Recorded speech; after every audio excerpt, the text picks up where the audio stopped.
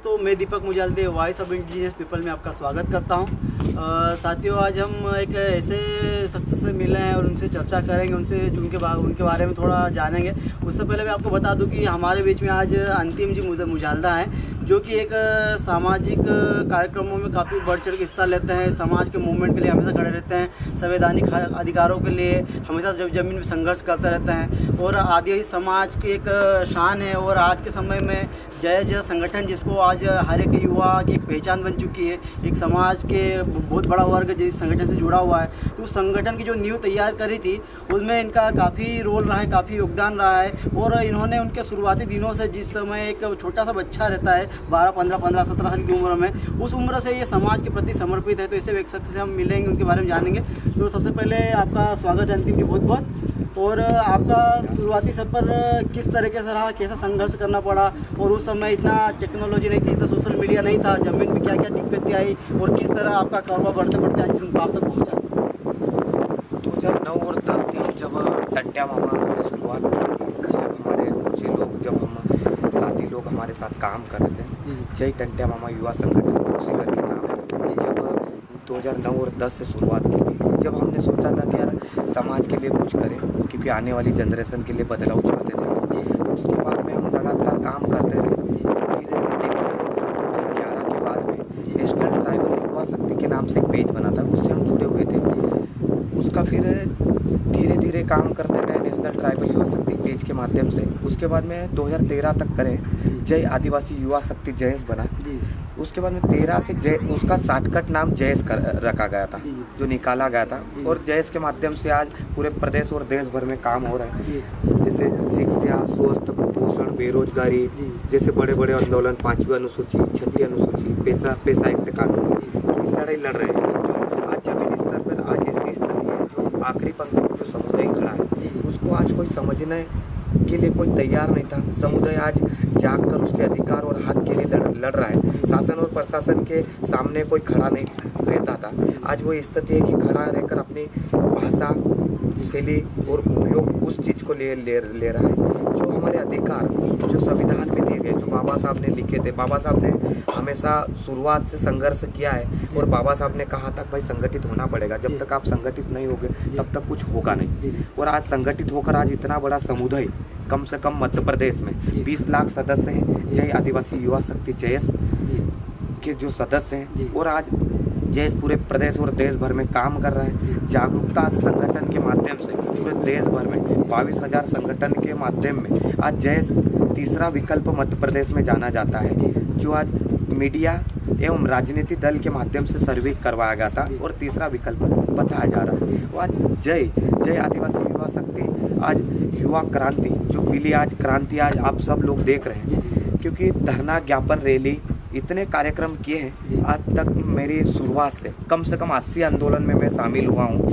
आज तक ऐसे आंदोलन में कभी हमारे पे एफआईआर हुई है, ऐसा आंदोलन जो आज बैतूल भीमपुर की जो घटना घटी थी, क्योंकि वो आंदोलन ऐसा आंदोलन था, क्योंकि वास्तविक में जय संगठन के माध्यम से 3 साल से लगातार धरना, ज्ञापन, रैली के माध्यम से अवगत करवाया था प्रशासन और शासन को कि वहाँ का अतिक्रमण हटाया जाए। क्योंकि हर आखिरी पंक्ति में जो समुदाय खड़ा है उसके हक का था, कई एक कैटेगरी के नहीं था कि आदिवासी उस रोड से गुजर रहा था, क्योंकि आखिरी पंक्ति में जो समुदाय है उसकी लड़ाई थी और अतिक्रमण का मुद्दा था। अतिक्रमण का मुद्दा जो लड़ाई लड़ रहा था, जो बैतूल जयस के मार्फत पर कार्यक्रम शांतिपूर्वक आंदोलन का एक आवेदन किया था। शासन और प्रशासन को दोनों को याद था, पर आज जयस के माध्यम से पूरे देश भर में काम कर रहा है। तो जयस से कुछ पार्टियों को दिक्कत है या कुछ राजनीतिक दलों को दिक्कत है और प्रशासन को ज़्यादा परेशानी आ रही है, उसकी ये चीज़ें। उस घटना को लेके आपकी गिरफ्तारी हुई थी अभी,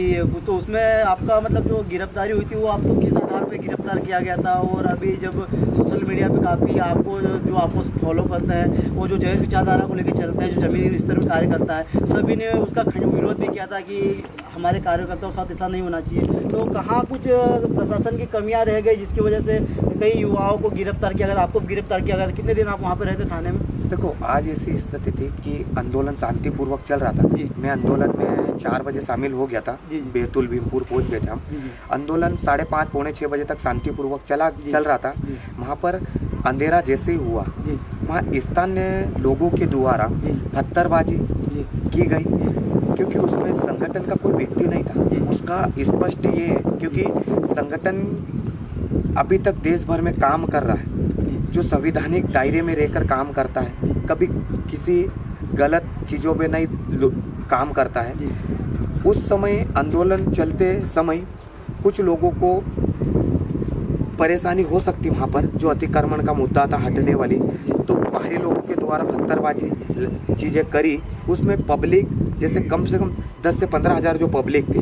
अब लाठी चार्ज होता या पत्थरबाजी होती तो पब्लिक भागती है, पब्लिक परेशान हो जाती, घबरा जाती है, और पब्लिक घबराने के कारण से भगी। उसमें प्रशासन के द्वारा आंसू गैस छोड़े गए, लाठी चार्ज किए गए, और उस समय हमको भी लाठी चार्ज से मारा गया था, क्योंकि प्रशासन उस समय ऐसा सोच रहा था कि भाई संगठन को यहाँ से हम खत्म कर दें। पर संगठन आज इतना बड़ा संगठन है कि आप किस किस को खत्म करोगे। ये तो आज हर आदिवासी की उम्मीद बन चुका है, तो इसको खत्म करना नामुमकिन है। लेकिन कहीं न कहीं कई तरीके से बदनाम करने की साजिशें भी की जाती है, चाहे व्यक्तिगत रूप से या सामाजिक रूप से, या फिर उसके प्रति गलत लोगों के बीच में जानकारी दे के, तो कोई नई कोशिश की जाती है। नहीं, कुछ चीज़ ऐसी थी कि प्रशासन का पूरा दबाव संगठन पे था।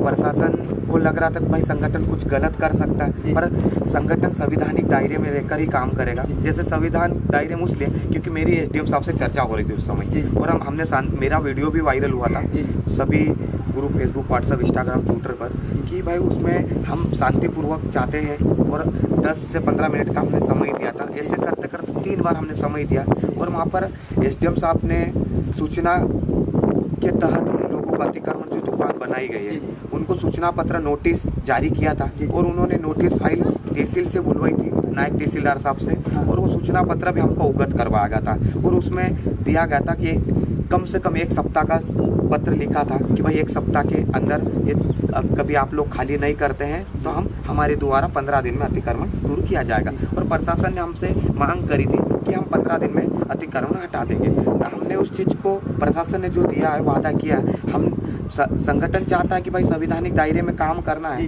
तो प्रशासन की बात को हमेशा प्रशासन हमारे साथ रहता है, तो हमने सोचा कि यार प्रशासन की बात को मानना पड़ेगा। तो प्रशासन के साथ में थे, और हमने उस चीज़ को बोला कि हम 15 दिन की जगह 16 दिन ले लो और अतिक्रमण दूर कर दो, हटा दो। मतलब हम भी चाहते कि प्रशासन भी परेशान नहीं रहे और संगठन भी परेशान नहीं रहे, क्योंकि 3 साल से लगातार धरना ज्ञापन रैली कर रहे थे। और उस आंदोलन को सफल होने में कम से कम 10 से 15 मिनट ऐसे भी थी कि रात्रि होने के बाद में पत्थरबाजी जो बाहरी लोगों के द्वारा की गई है, और वीडियो में भी बहुत सी जगह वीडियो बहुत सारे लोगों के पास मिले हैं, और प्रशासन के द्वारा मोबाइल छीने गए, मोबाइल तोड़े गए, या और भी कुछ चीज़ें भगाने में मोबाइल कुछ लोगों के गुम हो गए। उसमें मेरा मोबाइल भी गुम हुआ था, जो पेट्रोल पंप से गुम हुआ था, और एक साथी को मिला था, और वो साथी ने मेरे को रिटर्न मोबाइल दे दिया था।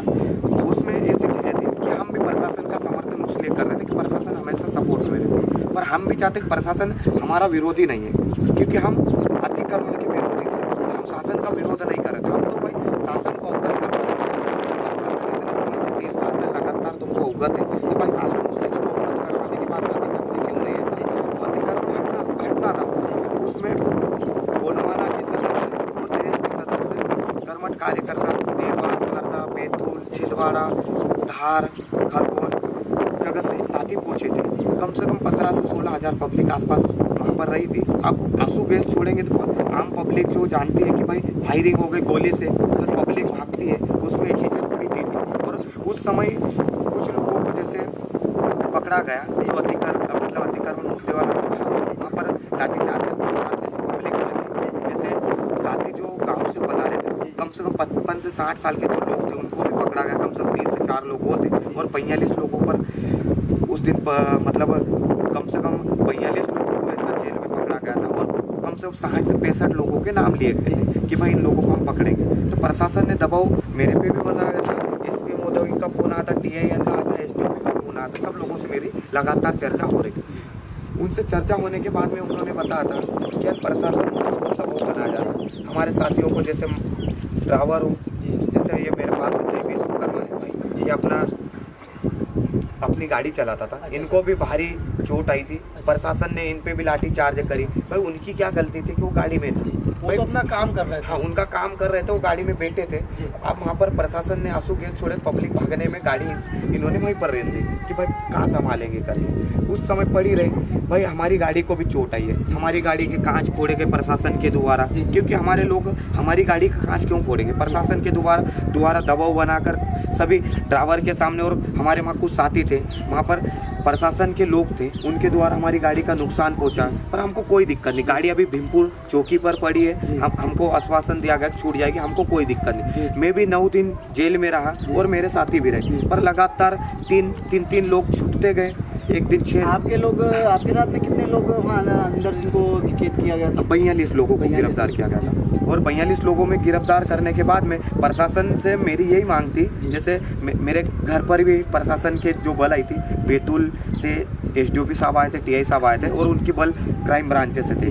वो अपने भाई और पिताजी को यहाँ से घर से कुक्सी थाने पे ले गए थे। और मेरी स्थानीय थाना प्रभारी दिनेश चौहान सर हैं, जो उनसे मेरी बात हुई थी, उन्होंने मेरे को अवगत करवा था कि यार आप गिरफ्तारी दे दो और भाई और पिताजी को हम कोई हानिकारक नहीं पहुँचने देंगे, और उनको तत्काल छोड़ा गया। मैंने बोला कि यार सर मैं देवास पहुँच रहा हूँ, और आप बोलो तो मैं देवास में गिरफ्तारी दे दूँ या फिर इंदौर में दे दूँ। सर ने बताया था कि भाई आप इंदौर दे दो, तो मैंने बोला कि मैं आश्वासन देता हूँ, कोई दिक्कत नहीं, आप आ जाइए इंदौर भोरकुआ पे, मैं गिरफ्तारी दे दूंगा। अब जब पे आओ मेरे को कॉल कर लेना। तो आपने गिरफ्तारी किस समय दी? क्योंकि सोशल मीडिया पे और वहाँ की स्थानीय पुलिस थी, उनके द्वारा ऐसा बताया गया कि आपने गिरफ्तारी सुबह दी, जबकि ऐसा सोशल मीडिया में पता चला कि आपने गिरफ्तारी रात में ही दे दी थी। मैंने गिरफ्तारी रात में ही दे दी थी।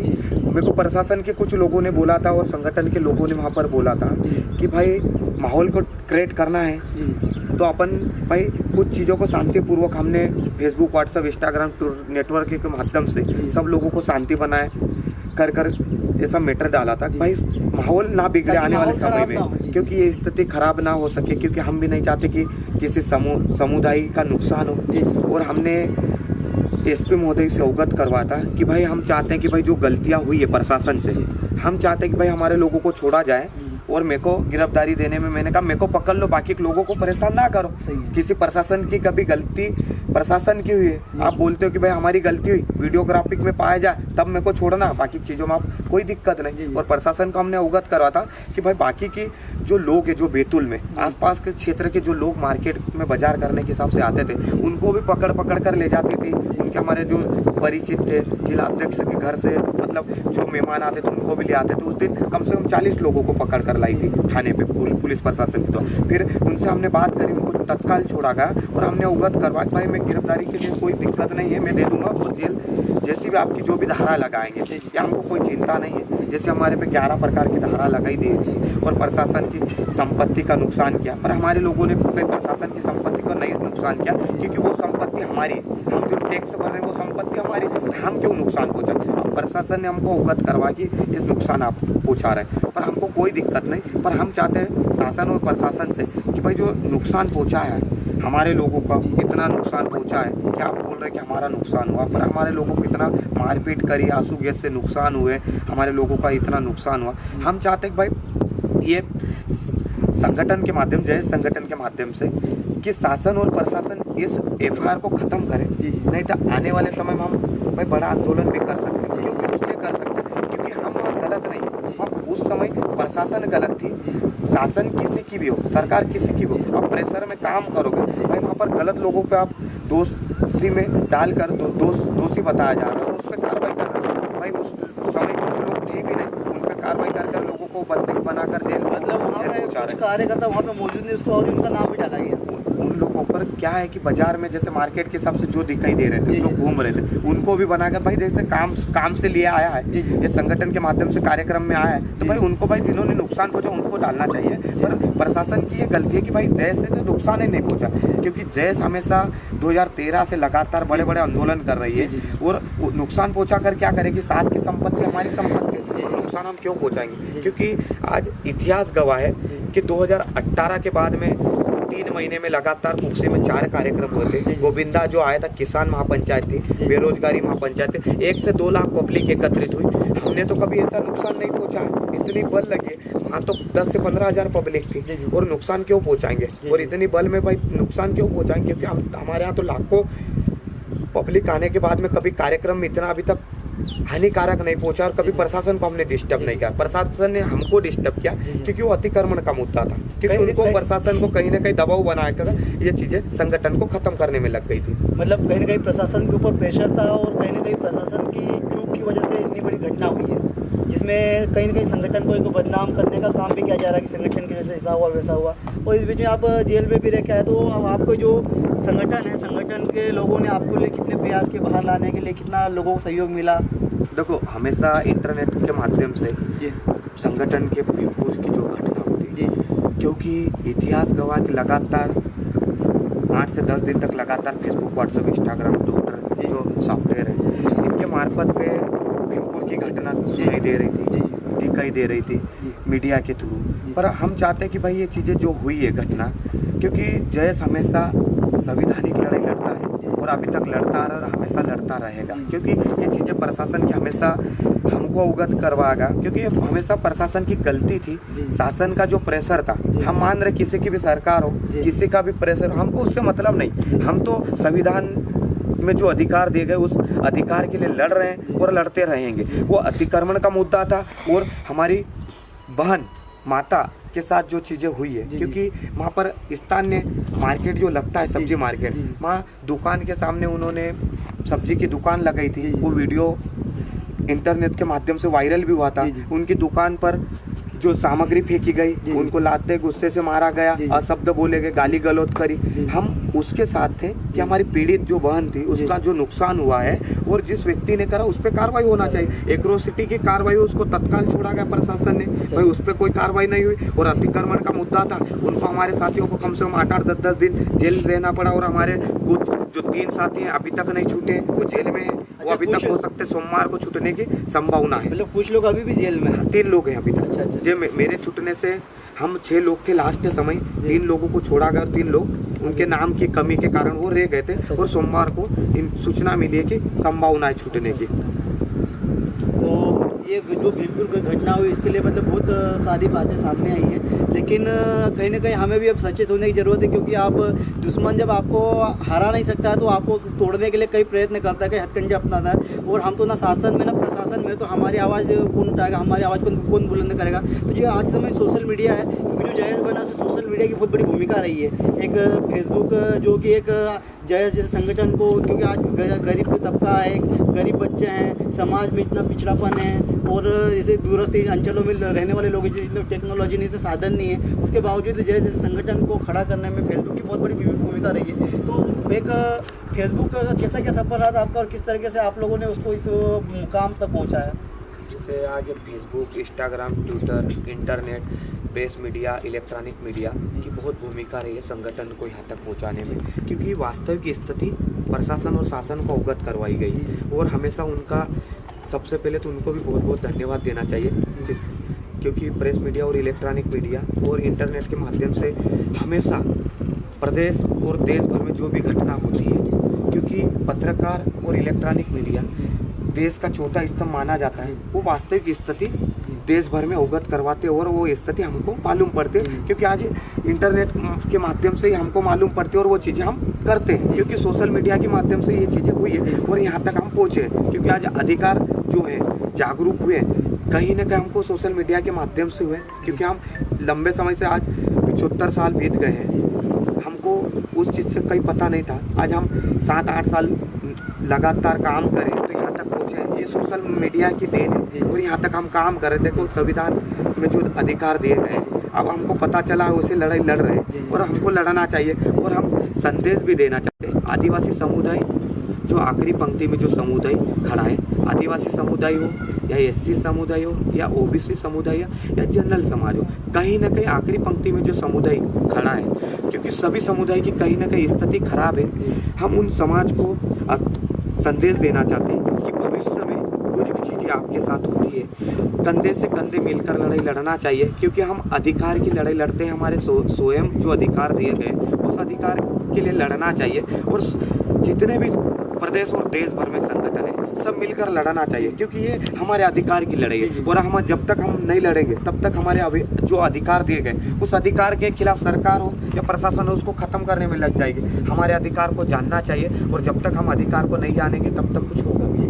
मतलब कुल मिला कहने का मतलब ये है कि जो पीड़ित शोषित वंचित, चाहे आदिवासी वर्ग हो, दलित वर्ग हो या पिछड़ा वर्ग हो, उन सबको एक मंच पे आना पड़ेगा, इकट्ठा होना पड़ेगा, क्योंकि हर एक वर्ग में हर छला गया, हर किसी का शोषण किया गया, तो शोषण के खिलाफ आपको खड़ा होना पड़ेगा। कुल मिला के कहना है मतलब। और आखिर में जानना चाहूँगा आपसे, जो जय संगठन है आज युवाओं में इतना लोकप्रिय हो चुका है, हर युवा की जबान में जय संगठन जो पुरखे को नाम लेते हैं, तो उसमें जयेश का बहुत बड़ा योगदान है। हर एक युवा को समझाने में जयेश कामयाब रहा है कि बिरसावाद क्या है, टंट्यावाद क्या है, बिरसा मुंडा की आइडियोलॉजी क्या थी, टंट्या मामा भीमा नायक कौन थे, तो आदिवासी पुरखों को जयेश सामने लाया है। उसके साथ ही कुछ संगठन में अभी कुछ समय से ऐसा चल रहा है कि जयेश कहीं न कहीं दो धड़ों में दिखाई दे रहा है, तो ये वास्तविक स्थिति इसी क्यों बनी, और अगर जयेश दो धड़ों में है तो इसका क्या कारण है, क्या वजह है? और अगर जयेश वापस पहले वाला जो जयेश जो सामाजिक मंच पे पूरे सब लोग आते थे, तो अगर वैसी स्थिति लाने के लिए क्या करना पड़ेगा? देखो आज जयेश आज अलग अलग नहीं, सब एक ही, क्योंकि आदिवासी समुदाय जो संगठन बड़ा समुदाय है, संख्या आज बहुमूत प्रदेश और देश में ज़्यादा दिखाई दे रही, क्योंकि आज जयेश आज पूरे देश में काम कर रहा है, क्योंकि आदिवासी समुदाय के ज़्यादा संगठन होने के कारण कहीं ना कहीं संगठनों की भी भूमिका रही है। क्योंकि हम चाहते हैं कि आदिवासी नहीं, आखिरी पंक्ति में जो समुदाय है हम उनकी लड़ाई लड़ रहे हैं, संविधानिक लड़ाई लड़ रहे हैं। उस जयेश के माध्यम से आज एक संदेश देना चाहता हूँ कि जो जयेश के जितने भी पदाधिकारी हैं, सदस्य हैं, हम आने वाले समय में जो जयेश के कुछ विचार विमर्श कुछ लोगों के अलग अलग हो सकते हैं, रास्ते अलग अलग हो सकते हैं, जयेश के मंजिल जयेश की एक ही है, और मंजिल पे पहुंचने के लिए हमको सबको एक होना पड़ेगा। जो आपका कहना है, हम चाहते हैं कि उस मंजिल पे पहुंचाने के लिए हम आने वाले समय में उस मंजिल को कामयाब भी कर रहे हैं, और हम एक मंच पर सब लोगों को लाएंगे, क्योंकि हम भील बारेला, कोरकू, सेहरिया, मुंडा, गोंड जातियों में नहीं बटना है। हमको हमारे समाज की लड़ाई लड़ना है, तो आदिवासी समुदाय को एक कर लड़ना पड़ेगा, हमको एक मंच पर आना पड़ेगा, तभी हमारे समाज के लिए हम लड़ सकते हैं। आज कैटेगरी के हिसाब से संविधान में जो अधिकार दिए हैं सभी समाज को दिए गए, उस अधिकार के लिए लड़ने के लिए हमको कैटेगरी वाइज हमको एक होना पड़ेगा, तो हम लड़ सकते हैं और हमारे अधिकार हमको मिल सकते हैं। और हम आने वाले समय में जयेश को हम एक मंच पर लाएंगे, और जयेश हमेशा जितने भी प्रदेश और देश में जितने भी संगठन काम कर रहे हैं, जयेश उस पर काम कर रहा है कि आने वाले समय में सभी संगठनों को हम एक मंच पर लाकर दिखाएंगे, क्योंकि भविष्य का हमारा आखिरी पंक्ति में जो समुदाय है, हम उनके उत्थान के लिए काम कर रहे हैं, तो हमको अलग अलग नहीं होना है, हमको एक होकर काम करना है और एक होकर दिखाना है कि हमारे आने वाली पीढ़ी को, हमको उस पीढ़ी को अधिकार मिल सके, और वो अधिकार दिलाना पड़ेगा। क्योंकि आज शिक्षा की स्थिति, बेरोजगारी की स्थिति, कुपोषण, पलायन जैसी स्थिति, ऐसे मुद्दे हैं जो भटक गया है समाज। हम उस मुद्दे के माध्यम से उनको, हम समाज को एक होना चाहिए, और उस मुद्दे भटके हुए जो मुद्दे से हमको लाना पड़ेगा, क्योंकि हम जब तक एक नहीं होंगे तब तक हमारा समाज का उत्थान नहीं होगा। और हम जिस विधायक और सांसद को बनाकर भेजते हैं, वो विधायक और सांसद वहीं तक सीमित रहते हैं जो उनके स्वयं की जिम्मेदारी को निभाने तक, क्योंकि वो मध्य प्रदेश या देश भर में हम जिन लोगों को हम वोट बनाकर, वोट बैंक लोग समझते पार्टियां, बड़ी बड़ी जो पार्टियां हैं, जो आज प्रदेश और देश भर में कांग्रेस और बीजेपी जो पार्टियां हैं, हम जिन लोगों को बनाकर भेजे, पर आज तक हमारे जो अधिकार है, उस अधिकार के लिए विधायक हो या सांसद हो, विधानसभा और लोकसभा में बोलने के लिए तैयार नहीं है, क्योंकि वो हमेशा नहीं चाहते हैं कि भविष्य का उत्थान हो। क्योंकि वो कभी भी किसी भी पार्टी का गमछा डलता है तो चाहता है कि हम पार्टी के गाइडलाइन पर काम करें, समाज के साथ रहेंगे तो हमारा टिकट आने वाले समय में कट जाएगा, क्योंकि उनको वही फिक्र है। और हमको वो फिक्र नहीं, हम तो हमारे समाज का उत्थान होना चाहिए, जो आखिरी पंक्ति में जो समुदाय हमेशा काम कर रहा है, और हम हमेशा आखिरी पंक्ति के लिए लड़ाई लड़ते रहेंगे। तो क्या आज़ादी के 70-75 वर्ष होने के बावजूद भी आज आदिवासी जो स्थिति है, और जो आज की जो परिदृश्य में देखा जाए, जयेश संगठन अपने आप में मध्य प्रदेश के साथ पूरे देश में फैल चुका है, पूरे देश के आदिवासी युवा इसमें जुड़ चुके हैं, तो क्या आने वाले समय में आपको संभावना दिखती है कि जो जयेश किसी शक्ति बन के उभरे और आदिवासियों का जो लीडरशिप को आगे और ऊपरी लेवल तक ले जाए?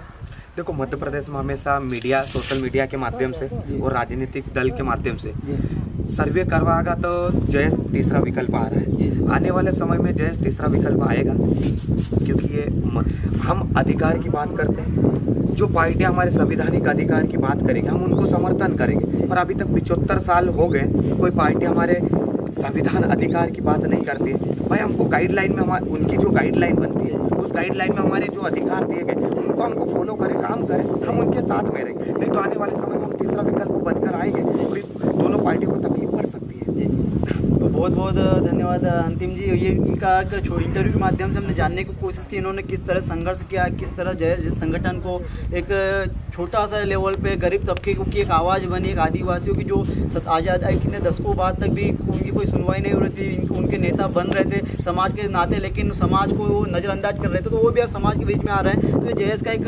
ताकत है, पावर है, वो उसमें अंतिम जी जैसे कई सैकड़ों ऐसे कार्यकर्ता जिन्होंने दिन रात अपनी जवानी कुर्बान कर दी संगठन को, समाज के लिए। तो आपसे मिलकर हमको बहुत अच्छा लगा, बहुत बहुत धन्यवाद। और आप रिहा होकर आ गए तो हमको अच्छा, बहुत खुशी हुई कि आप समाज के शेर हो और समाज के लिए हमेशा संघर्ष करते हो, तो बहुत बहुत धन्यवाद। देखो सब लोगों का युवा क्रांति की और पीली क्रांति की आज फिर सोशल मीडिया के माध्यम से बहुत सपोर्ट मिला है। और आज जैसे 2 दिन पहले रिहा किया गया था तो रात्रि में, क्योंकि सोशल मीडिया के माध्यम से बहुत सपोर्ट रहा। आप सब जैसे युवाओं का, योद्धाओं का हमेशा सपोर्ट रहा है। देखो जैसे आज एक युवा नहीं है, हजारों युवा ने देश के लिए कुर्बानी दी है और कुर्बानी देते रहेंगे, क्योंकि हम हमारे अधिकार के लिए हम मिट भी गए तो हमको कोई चिंता नहीं, क्योंकि हम समाज के लिए लड़ने के लिए तैयार हैं। जैसे बाबा साहब, टंट्या मामा, बिरसा मुंडा और हमारे क्रांतिकारी समाज के लिए मिट गए, तो हमको भी उनके जैसे उन्होंने उन अधिकार के लिए मिटे हैं तो हमको भी परवाह नहीं है। हम भी चाहते हैं कि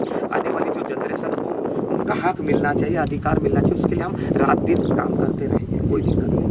बहुत अच्छा लगा और आप लगे रहो, समाज के बीच में जाते रहो और उनकी आवाज़